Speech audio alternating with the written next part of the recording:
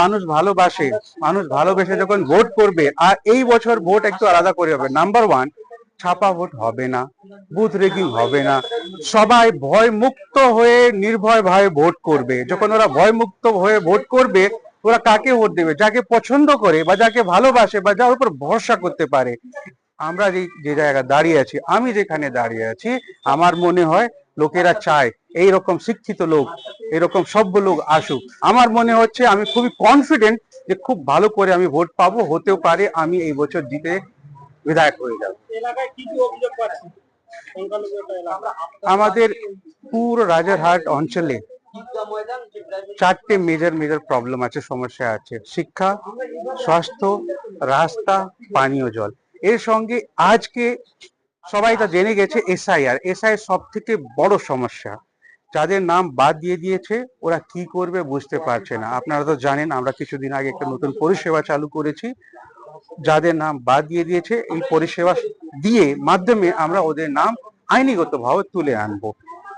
যাই হোক, যে কোনো জায়গা আপনি যান, শিক্ষা, স্বাস্থ্য, এই দুটো জিনিস আপনি খুঁজতে পারবেন না। এত বড় অঞ্চলে আমাদের শুধু দুটোই সরকারি হাসপাতাল, আরবেরিয়াতে আর রেকজনেতে। ওদের অবস্থা তো, হসপিটাল অবস্থা আপনি দেখে বুঝে যাবেন আমরা কোথায় দাঁড়িয়ে। নির্দল প্রার্থী নমিনেশনের পরে তাদের এইভাবে প্রচার করতে আমরা দেখিনি, আপনি একটা ব্যতিক্রম এত প্রচার করছেন কেন? আমি নামের জন্য নির্দল প্রার্থী। আমাদের পার্টি শিক্ষা সমৃদ্ধি পার্টির রেজিস্ট্রেশন চলছে।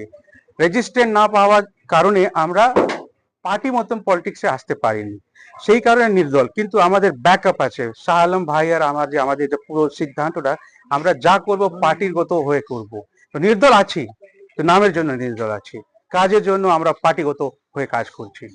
আগামী দিনে আপনাদের কর্মসূচি কি কি আছে? বড় বড় দেখলাম নির্দল প্রার্থী প্রচারে বেরিয়েছেন এবং একটা অভিনব উদ্যোগ, আপনাদের যে প্রতীক কিন্তু বাচ্চাদের হাতে তুলে দিচ্ছেন এবং শিক্ষাকে আরো এগিয়ে কিভাবে নিয়ে যেতে হবে তা বাচ্চাদেরকে আপনি উপদেশ দিচ্ছেন, কি বলবেন? দেখুন, আজকে আমাদের প্রচার আমরা শুরু করেছি মোহাম্মদপুর দিক থেকে। রাস্তায় রাস্তায় আমরা যখন যাচ্ছি, বাচ্চা হোক বা বয়স্ক লোক হোক, যাদের সঙ্গে কথা হচ্ছে, ওদের চোখে একটা আশা দেখছি আমরা। সবাই চোখে একটা আশা আছে যে আবার নতুন কিছু চায়, কিছু ভালো হতে পারে, এই জিনিসটা। আর যেহেতু আমার চিহ্নটা, প্রতীক চিহ্নটা কলম, কলম মানে শিক্ষা, শিক্ষা মানে বুদ্ধি, বুদ্ধি মানে একটু আশা, আমরা কিছু বদল আনতে পারি, কিছু করতে পারি। কলমের ক্ষমতা, পাওয়ার খুবই বেশি। এই প্রচুর বাচ্চাদের সঙ্গে কথা হয়েছে, সবাইকে বলেছি ভালো করে পড়াশোনা করো। এই কলম যা ওদেরকে দিচ্ছি, এই কলম ওদেরকে একটা মেসেজ দিচ্ছি কি, যা রকম আমি, আমার ভাই একটা জায়গায় এসে গেছি, তোমরাও যদি ভালো করে পড়াশোনা করো, এই কলমকে মেসেজ নিয়ে, তাহলে তোমরাও এই জায়গায় আসতে পারো। ওরা আমাদের ভবিষ্যৎ, ওদের পুরো দেশের ভবিষ্যৎ। ওরা যখন ভালো করে পড়াশোনা করবে, ওরা যদি এগিয়ে যাবে, আমাদের দেশটাও এগিয়ে যাবে। এই মেসেজটা আমরা দিতে চাইছিলাম।